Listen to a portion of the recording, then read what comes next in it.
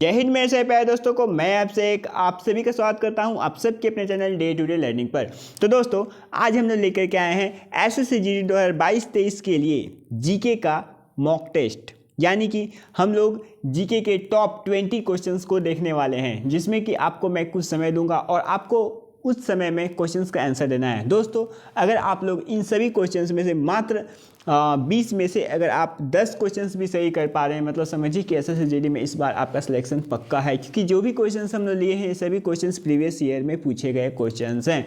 और दोस्तों आपके आने वाले एग्जाम्स में भी इसी टाइप के क्वेश्चन पूछे जाएंगे। ठीक है दोस्तों, और इसका पीडीएफ लेने के लिए आप हमारे टेलीग्राम ग्रुप को ज्वाइन कर सकते हैं और टेलीग्राम ग्रुप से आप पीडीएफ ले सकते हैं। टेलीग्राम ग्रुप है दोस्तों हमारा डे टू डे लर्निंग। ठीक है दोस्तों, और पीडीएफ जरूर लें और टेलीग्राम ग्रुप को भी जरूर ज्वाइन करें और हमारे चैनल को भी वीडियो को लाइक करें और चैनल को सब्सक्राइब करें। तो आज का हमारा पहला क्वेश्चन है दोस्तों, 2022 में दिल्ली के उपराज्यपाल कौन हैं? तो दोस्तों इसका एग्जैक्ट आंसर क्या होगा? विनय कुमार सक्सेना, अरविंद केजरीवाल, धनंजय धाकड़ या गिरीश चंद्र मुर्मू? तो दोस्तों इसका एग्जैक्ट आंसर होगा हमारा ऑप्शन नंबर ए, यानी कि विनय कुमार सक्सेना। अगला क्वेश्चन है दोस्तों हमारा, निम्नलिखित में से कौन सा दूरी का इकाई है? ऑप्शन नंबर ए प्रकाश वर्ष, या बी न्यूटन, सी जूल, या डी केल्विन? तो दोस्तों इसका एग्जैक्ट आंसर हमारा ऑप्शन नंबर ए, यानी कि प्रकाश वर्ष होगा। इसके अलावा दोस्तों न्यूटन किसका इकाई होता है? तो न्यूटन जो होता है हमारा बल का इकाई होता है। ठीक है दोस्तों, इसके अलावा जूल किसका इकाई होता है दोस्तों? तो जूल जो होता है वो हमारा ऊर्जा का ऐसा ही मात्रक होता है। ठीक है दोस्तों, इसके अलावा केल्विन किसका मात्रक होता है दोस्तों? तो ये होता है तापमान का। ठीक है दोस्तों, अगला क्वेश्चन है दोस्तों, हाल ही में किस राज्य द्वारा व्यापक स्वास्थ्य बीमा योजना शुरू किया गया? Option number A Kerala, B Haryana, C Bihar, या डी पंजाब? तो दोस्तों इसका एग्जैक्ट आंसर होगा हमारा केरल, यानी कि ऑप्शन नंबर ए। अगले क्वेश्चन की तरफ चलते हैं दोस्तों। अगला क्वेश्चन है हमारा मीटर प्रति सेकेंड स्क्वायर किसका मात्रक होता है? ऑप्शन नंबर ए त्वरण, बी तापमान, सी विद्युत धारा, या डी समय? तो दोस्तों इसका एग्जैक्ट आंसर होगा हमारा ऑप्शन नंबर ए, यानी कि त्वरण। तापमान का मात्रक क्या होता है दोस्तों? तो तापमान का मात्रक होता है केल्विन। अभी हम लोग देखे थे। विद्युत धारा का ऐसा मात्रक क्या होता है? तो विद्युत धारा का ऐसा मात्रक एम्पियर होता है। समय का ऐसा मात्रक क्या होता है? समय का ऐसा मात्रक सेकेंड होता है। अगला क्वेश्चन है दोस्तों हमारा, निम्नलिखित में से किसने गांधी विंस फ्रीडम पुस्तक लिखा? Option number A Sardar Vallabh Bhai Patel, B doctor B R Ambedkar, C Jawaharlal Nehru, या डी मौलाना अब्दुल कलाम आज़ाद? तो दोस्तों इसका एग्जैक्ट आंसर क्या होगा? तो इसका एग्जैक्ट आंसर हमारा होगा ऑप्शन नंबर डी, यानी कि मौलाना अब्दुल कलाम आज़ाद। अगला क्वेश्चन है दोस्तों हमारा, निम्नलिखित में से कौन सी घटना भारत में साइमन कमीशन के आगमन से पहले हुई थी? ऑप्शन नंबर ए है प्रथम गोलमेज सम्मेलन, ऑप्शन नंबर बी है गांधी इरविन समझौता, ऑप्शन नंबर सी है भारत छोड़ो आंदोलन, या ऑप्शन नंबर डी है काकोरी कांड? तो दोस्तों साइमन कमीशन का आगमन जो है वो हमारा कब? साइमन कमीशन जो है वो आया था 1928 ईस्वी में। ठीक है दोस्तों, तो साइमन कमीशन आया था 1928 ईस्वी में। बट क्वेश्चन क्या कहा जा रहा है कि साइमन कमीशन का आगमन कब हुआ था? साइमन कमीशन के आगमन से पहले कौन सी घटना घटी थी? तो दोस्तों साइमन कमीशन तो आया था 1928 ईस्वी में। और प्रथम गोलमेज सम्मेलन कब हुआ था? तो प्रथम गोलमेज सम्मेलन जो है गांधी जी और अंग्रेज के जो तत्काल एथी थे वाइस राय थे उनके बीच में हुआ था। ये हुआ था हमारा 1931 ईस्वी में। ठीक है दोस्तों, और गांधी इरविन समझौता प्रथम गोलमेज सम्मेलन जो था वो हुआ था हमारा 1930 ईस्वी में। गांधी इरविन समझौता जो था वो हुआ था हमारा 1931 ईस्वी में। भारत छोड़ो आंदोलन, तो भारत छोड़ो आंदोलन कब हुआ था दोस्तों? तो भारत छोड़ो आंदोलन हुआ था हमारा 1942 ईस्वी में। तो दोस्तों बचा हमारा काकोरी कांड, यानी कि काकोरी ट्रेन डकैती। ये कब हुआ था दोस्तों? तो काकोरी ट्रेन डकैती जो था वो हमारा हुआ था 1925 ईस्वी में, जिसमें कि अशफाक खान, रोशन सिंह और बिस्मिल को फांसी दी गई थी 1927 ईस्वी में। अगला क्वेश्चन की तरफ चलते हैं दोस्तों। अगला क्वेश्चन है हमारा, निम्नलिखित में से किसने व्यापकगत सिद्धांत की शुरुआत की? Option number A Lord Ripon, option number B Warren Hastings, option number C Lord Canning, option number D Lord Dalhousie? तो दोस्तों इसका एग्जैक्ट आंसर है वो होगा हमारा ऑप्शन नंबर, इसका एग्जैक्ट आंसर हमारा हो जाएगा ऑप्शन नंबर सी यानी कि लॉर्ड कैनिंग। ठीक है दोस्तों, अगले क्वेश्चन की तरफ चलते हैं दोस्तों। अगला क्वेश्चन है हमारा, कंधार द्विभाषी शिलालेख किन दो भाषाओं में लिखे गए हैं? ऑप्शन नंबर ए अरबी और ग्रीक, बी फारसी और अरामी, सी ग्रीक और अरामी, या डी ग्रीक और प्राकृत। तो दोस्तों इसका एग्जैक्ट आंसर होगा ग्रीक और अरामी यानी कि ऑप्शन नंबर सी। अगला क्वेश्चन है दोस्तों हमारा, डैश का उद्देश्य देश में पंचायती राज्य संस्थाओं को बढ़ावा देना है? ऑप्शन नंबर ए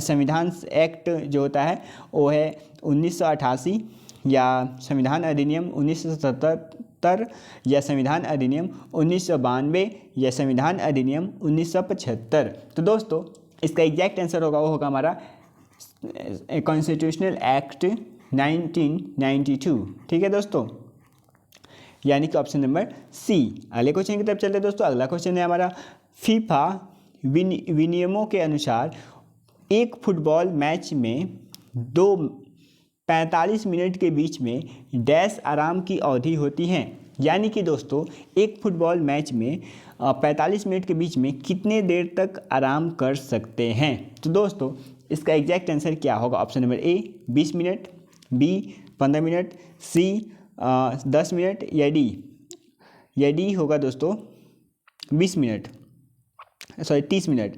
तो दोस्तों इसका एग्जैक्ट आंसर होगा हमारा ऑप्शन नंबर बी यानी कि 15 मिनट। अगले क्वेश्चन की तरफ चलते हैं दोस्तों। अगला क्वेश्चन है हमारा, एक कोशिकीय अलवण जलीय जीव और पादप अधिकांश कोशिकांग निम्नलिखित में से किस प्रक्रिया द्वारा जल प्राप्त करती हैं? Option number A morphogenesis, option number A morphogenesis, option number B osmosis, option number C संस्करण, या ऑप्शन नंबर डी ट्रॉपिज्म। तो दोस्तों इसका एग्जैक्ट आंसर है वो होगा हमारा ऑप्शन नंबर बी यानी कि ऑस्मोसिस यानी पारासरण की क्रिया के द्वारा पादप पौधों में जो होता है एक कोशिकीय जलीय जीव पादप कोशिकाओं में जो होता है जल का प्रसरण करता है यानी कि जल प्राप्त करते हैं। ठीक है दोस्तों, अगला क्वेश्चन है दोस्तों हमारा, क्वेश्चन रिपीट हो गया है। अगला क्वेश्चन है दोस्तों हमारा, निम्नलिखित में से कौन चंद्रगुप्त प्रथम का उत्तराधिकारी था? ऑप्शन नंबर ए है विक्रमादित्य, ऑप्शन नंबर बी है समुद्रगुप्त, ऑप्शन नंबर सी है चंद्रगुप्त द्वितीय, ऑप्शन नंबर डी है घटोत्कच। तो दोस्तों इसका एग्जैक्ट आंसर है वो होगा हमारा ऑप्शन नंबर बी यानी कि समुद्रगुप्त। दोस्तों समुद्रगुप्त को ही भारत का नेपोलियन कहा जाता है, और समुद्रगुप्त जो था वो गुप्त वंश का बहुत ही सबसे जो मजबूत और सबसे महान शासक जिसे कहा जाता है वही था।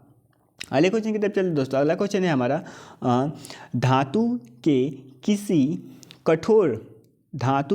कठोर वस्तु से टकराने पर निषाद ध्वनि उत्पन्न करने के गुण को डैश के रूप में जाना जाता है? ऑप्शन नंबर ए आघात वर्गनीयता, ऑप्शन नंबर बी तन्यता, ऑप्शन नंबर सी अपारदर्शिता, या ऑप्शन नंबर डी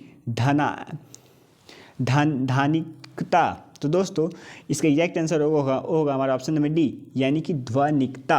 अगले क्वेश्चन की तरफ चलते दोस्तों। अगला क्वेश्चन है हमारा, देवप्रयाग वह स्थान है जहाँ भागीरथी डैश से मिलती हैं? Option number A Ghaghara, B मेघना, सी गंडक, या डी अलकनंदा।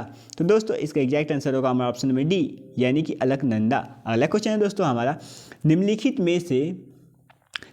में से किस वैज्ञानिक ने कोशिका के द्रव्य पदार्थ के लिए प्रोटोप्लाज्मा शब्द गढ़ा? Option number A Leeuwenhoek, option number B Purkinje, option number C Virchow, या ऑप्शन नंबर डी स्वानंद। तो दोस्तों इसका एग्जैक्ट आंसर है वो होगा हमारा ऑप्शन नंबर बी यानी कि किंजे। अगले क्वेश्चन की तरफ चले दोस्तों। अगला क्वेश्चन है हमारा, निम्नलिखित में से कौन एशियाई खेलों में स्वर्ण पदक जीतने वाली पहली भारतीय महिला एथलीट थी? Option number A Durga Banerjee, option number B Karnam Malleswar, option number C Arti Saha, या option number D Kamaljeet Sindhu. तो दोस्तों इसका एग्जैक्ट आंसर ये होगा हमारा ऑप्शन नंबर डी, यानी कि कमलजीत सिंधु। अगले क्वेश्चन की तरफ चल रहे हैं दोस्तों। अगला क्वेश्चन है हमारा, निम्नलिखित में से किसने दिल्ली में जमात खान मस्जिद का निर्माण किया था? ऑप्शन नंबर ए कुब अल दिन मुबारक शाह, कुब अल दिन मुबारक शाह, या ऑप्शन नंबर बी जलाल उद दीन फिरोज खिजली, या ऑप्शन नंबर सी अलाउद्दीन खिजली, या ऑप्शन नंबर डी खिज्र खां। तो दोस्तों इसका एग्जैक्ट आंसर है वो होगा हमारा ऑप्शन नंबर डी, यानी कि खिज्र खां। नेक्स्ट क्वेश्चन है दोस्तों हमारा, 2019 तक भारतीय संविधान में कुल कितने अनुच्छेद थे? तो दोस्तों इसका एग्जैक्ट आंसर होगा वो होगा हमारा कितने आर्टिकल्स है दोस्तों? तो 195 थे। अगला क्वेश्चन की तरफ चलते दोस्तों। अगला क्वेश्चन है हमारा, निम्नलिखित में से क्या मृदा को अनउपजाऊ बनाता है? ऑप्शन नंबर ए है मृदा में अम्लीय पदार्थों की अधिकता, ऑप्शन नंबर बी है खनिज और अकार्बनिक पदार्थों का सही मिश्रण, ऑप्शन नंबर सी है खनिज और अकार्बनिक पदार्थों का सही मिश्रण, या ऑप्शन नंबर डी है मृदा में लवण का उच्च स्तर। तो दोस्तों इसका एग्जैक्ट आंसर होगा वो होगा हमारा खनिज पदार्थ और कार्बनिक पदार्थों का सही मिश्रण, यानी कि ऑप्शन नंबर सी जो कि हमारा एग्जैक्ट आंसर होगा। तो दोस्तों आई होप कि ये वीडियो आप लोग को अच्छा लगा हो, और प्लीज़ अगर अच्छा लगा हो तो वीडियो को लाइक करें और हमारे इस चैनल को सब्सक्राइब करें, क्योंकि दोस्तों हम लोग जो है इस चैनल को स्पेशली एसएससी जीडी के लिए ही प्रिपेयर किए हैं, क्योंकि एसएससी जीडी में हम लोग का यही उद्देश्य है कि ज़्यादा से ज़्यादा बच्चों का सिलेक्शन करा सकें इस चैनल के माध्यम से। तो दोस्तों हम लोग का ऑफलाइन बैचेस भी चलते हैं और ऑनलाइन बैचेस भी चलते हैं। दोस्तों हम लोग का ऑफलाइन में सभी सब्जेक्ट्स का पढ़ाई होता है, मैथ्स हो गया, साइंस मैथ्स हो गया, रीजनिंग हो गया, जीके जीएस हो गया, हिंदी हो गया। बट दोस्तों ऑनलाइंस में अभी हम लोग के पास उतना सुविधा नहीं है, जिस वजह से कि हम लोग मैथ और रीजनिंग के क्लासेस नहीं कर पा रहे हैं। बट दोस्तों जल्द ही हम लोग मैथ्स के भी क्लासेस स्टार्ट करेंगे। तो दोस्तों आप लोग तैयार रहें, और दोस्तों अपनी तैयारी को एकदम ज़ोरों शोरों से चलाते रहें। तैयारी में कोई भी कमी आपकी नहीं होनी चाहिए, ठीक है दोस्तों। तो चलिए जय हिंद जय भारत, मिलते हैं नेक्स्ट वीडियो में। तब तक के लिए आप अपने पढ़ाई को एकदम कंटिन्यूसली करिए, और बस यही कहना चाहूँगा। जय हिंद जय भारत।